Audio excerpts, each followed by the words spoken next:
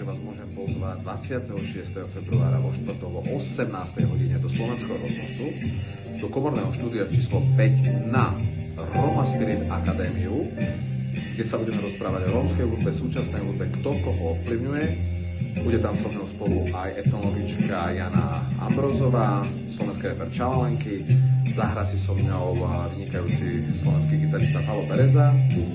No a vy samozrejme, príďte, tešíme sa na vás.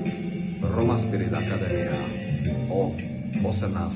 v 5. v Slovenskom rozhlase. Štvrtok. Čaute.